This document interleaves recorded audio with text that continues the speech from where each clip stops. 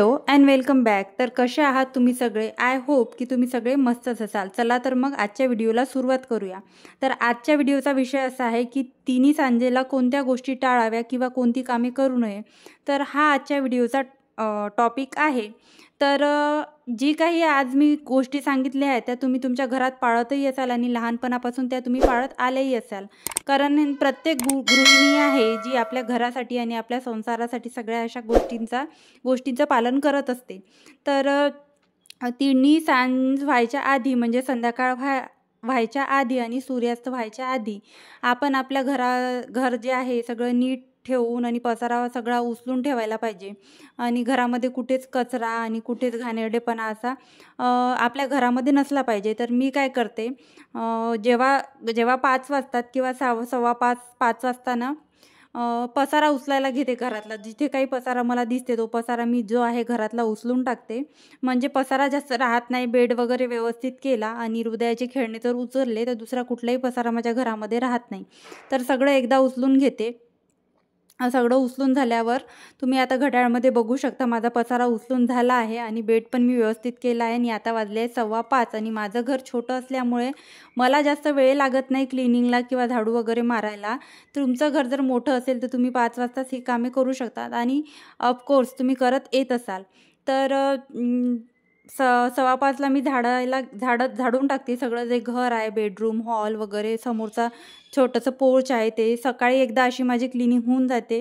तुम्ही माझे morning रुटीनचे video बघितलेच असेल. आणि संध्याकाळच्या वेळेला ही क्लिनिंग करते. परत आपल्या गॅलरीमध्ये आणि कुठे आपले दोरीवर आपले कपडे असे लोंबते राहतात आणि असं म्हटलं जाते की संध्याकाळी कपडे बाहेर ठेवायला नाही पाहिजे. कारण सूर्यप्रकाश नसतो आणि निगेटिव्ह एनर्जी असते बाहेर संध्याकाळच्या वेळेला बरीचशी. त्याच्यामुळे पण असं म्हटलं जाते की बाहेर संध्याकाळच्या वेळेला कपडे ठेवू नये. तर मग कसं लगेच झाडू वगैरे मारून झाल्यावर ते कपडे मी आत आणते. कपडे आत आणल्याच्या नंतर ते कपडे इथे तिथे तसेच न टाकता माझ्याकडे कुठचीच अशी लॉन्ड्री बॅग वगैरे मी ठेवत नाही की त्याच्यामध्ये मी कपडे ठेवते आणि जेव्हा मला वेळ भेटेल आणि तेव्हा मी घड्या करत बसेल.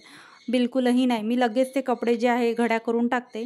आणि असं कधीच असा कपड्याचा पसारा माझ्या घरी राहत नाही की कोणत्या कोपऱ्यामध्ये जर कोपरा आहे आणि तिथे मी असे खूप सारे कपडे असे साचवून ठेवले आहे, असं अजूनपर्यंत झालं नाही. माझ्या घरी लहान बाळ होतं तेव्हा पण मी असे कपडे पेंडिंग धुवायचे पण नाही ठेवले आणि वाळू घातल्यानंतर ते जागेवर ठेवायचे पण माझ्या घरी असं कधीच झालं नाही आहे. त्याचबरोबर कपडे घड्या केल्यानंतर त्या सगळे व्यवस्थित ठेवून देणे आणि कुठेही असा पसारा न दिसणे याची आपण खात्री करणे. त्यानंतर आपल्या घरामध्ये जी तुळशी आहे, आता उन्हाळा लागला आहे तर आपण सकाळी एकदा जेव्हा तुळशीची पूजा वगैरे करतो, देवपूजा करतो, तेव्हा आपण तुळशीला पाणी घालतो. त्याचबरोबर आता उन्हाळा लागला आहे, उन्हाळ्याची चाहूल आहे, तर आता 2दा झाडांना पाणी घालावं लागतं. आणि असं म्हटलं जातं की संध्याकाळच्या वेळेला झाडाला पाणी घालू नये. तर मी पटकन जे आहे कपडे वगैरे घड्या करणं झाल्यावर माझी भांडी घासायची वेळ राहते, त्यावेळेत पटकन माझे 2-3 झाडं आहे त्याला मी परत एकदा झाडांना पाणी टाकते. कारण उष्णता खूप आहे वातावरणामध्ये आणि झाडांना पण 2 टाईम पाणी पाहिजेच आहे. आणि संध्याकाळी कसं झाडं कसे झोपलेले असतात असं सगळे म्हणतात, पण संध्याकाळी कसं झाडं ऑक्सिजन न देता कार्बन डायऑक्साईड सोडतं. म्हणून असं म्हटलं जाते की संध्याकाळी झाडाला हात लावू नये किंवा संध्याकाळच्या वेळेला झाडाजवळ भटकू नये किंवा असं बोलल्या जात होतं पहिले. आणि पहिलेचे जे लोक म्हणायचे त्या प्रत्येकच मध्ये सायंटिफिक रिझन असते आणि ते जे बोलून घेतले आहे त्यामध्ये.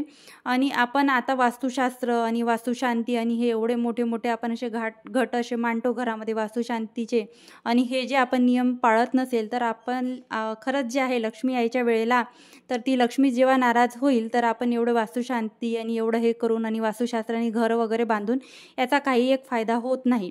तर काही गोष्टी आहेत तर त्या गोष्टींचं आपल्याला नियमाचं पालन करावंच लागतो आणि त्या गोष्टी ज्या पाळावंच लागतात. आणि आपल्या आईने आपल्याला ह्या सवयी आपल्याला लहानपणापासून लावले आहेत, तर ह्या काही अशा मोठ्या गोष्टी मला वाटत नाही.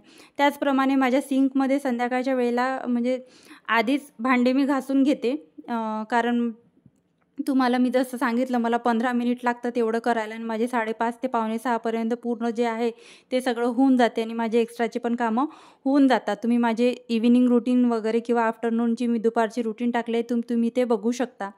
आणि आपण जेव्हा सगळी क्लिनिंग करतो, सगळी क्लिनिंग वगैरे झाल्यावर वगैरे आवरल्यावर आपल्या अंगावर म्हणजे झाडू वगैरे मारल्यावर धूळ वगैरे आली असते बरीचशी आणि आता आपल्याला देवाजवळ दिवे लावायचे असतात. तर आपण पण छान फ्रेश होऊन जायचं. फ्रेश वगैरे झाल्यावर केस वगैरे विंचरून घ्यायचे, कारण परत असं म्हटलं जातं की सायंकाळच्या वेळेला सूर्यास्ताच्या नंतर केस विंचरू नये, नखे कापू नये, तसंच केस कापू नये आणि अशा कुठलीही आपल्या घरामध्ये निगेटिव्ह एनर्जी येईन अशा गोष्टी सायंकाळच्या वेळेला करू नये. तर जे काही माझं स्किन केअर रुटीन आहे तर ते मी करून घेते आणि सायंकाळ व्हायच्या आधीच केस वगैरे जे आहे, आता हृदयाची तर टकलीच केली आहे, तिचं तर काही केस वगैरे करायची गरज नाही. पण मी पण काही गोष्टींमध्ये ना हृदयासाठी पण काही गोष्टी मी पाळत असते, जेणेकरून मी काही चुका करेल आणि तिला त्याच्यामुळे ती प्रॉब्लेम व्हायला नको, म्हणून मी खूप अशी काळजी घेत असते.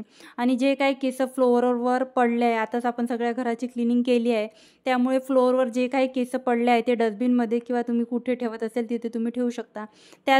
बरोबर घरातले सगळे लाईट आपल्याला लावायचे संध्याकाळ झाली की. कुठल्याच भागात असा अंधार राहायला नको, कारण ही जी वेळ असते ही लक्ष्मी यायची वेळ असते. आणि दारं जे आहेत सगळे उघडे करून ठेवायचे आणि आपलं जे दार आहे, आपलं फ्रंट दार आहे ते नेहमी असं सजवून ठेवलेलं असावं, असं तोरण वगैरे एखादी लावून असावं. आणि त्याचबरोबर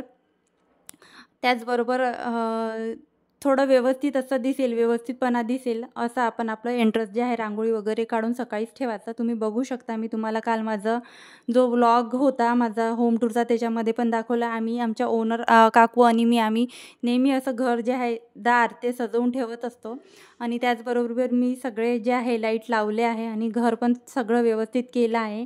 आणि लाईट लावणं जेवढं आवश्यक आहे घरामध्ये, तेवढंच दिवे लावणं पण आवश्यक आहे. तुळशीजवळ एक दिवा आपला लागलाच पाहिजे, कारण तुळशीला विष्णुप्रिया पण असं म्हटलं जातं. आणि आपण परत एक अशी चूक करतो, देव धुतो आणि तेच पाणी तुळशीला टाकतो, तर अशी चूक करायला नाही पाहिजे.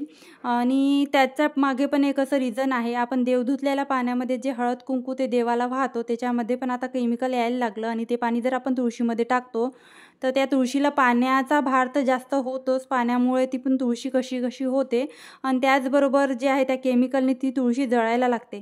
मी अजिबात माझ्या तुळशीला देव धुतलेलं पाणी टाकत नाही. देव धुतलेलं पाणी टाकायला मी एक वेगळी कुंडी ठेवते, किंवा गुलाबाच्या किंवा कुठल्या कुंडीमध्ये तुम्ही टाकू शकता. तर मी अशी वेगळी कुंडी ठेवते आणि तुळशीमध्ये फक्त जे साधं पाणी मी देव धुवायसाठी घेते, ते पाणी देव धुतल्यावर जे पाणी त्या तांब्यामध्ये उरतं ते तांब्यामधलं पाणी मी तुळशीला ओतते आणि तुळशीची पूजा करत असते.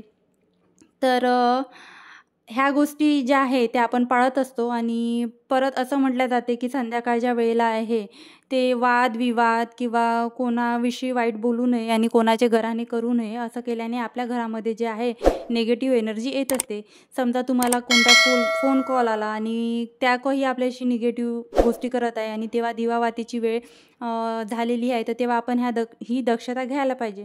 तर आता मी इथे माझ्या स्वयंपाक करायचा होता, मी मेथीचे पराठे करून घेतले आणि आता मला थोडं हे काय म्हणते त्याला डोस्याचं वाटायचं होतं. तर आता तुम्ही म्हणाल की याच्यामागे पण काही फॅक्ट सांगते का? तर याच्यामागे काहीच असा फॅक्ट नाही आहे, फक्त मला आता डोस्याचं काढायचं होतं. तर असंच मला तुमच्याशी बोलायचं होतं म्हणून मी व्हिडिओ कंटिन्यू केला. चला तर मग भेटूया अशाच एका नवीन इंटरेस्टिंग व्हिडिओमध्ये. Bye bye.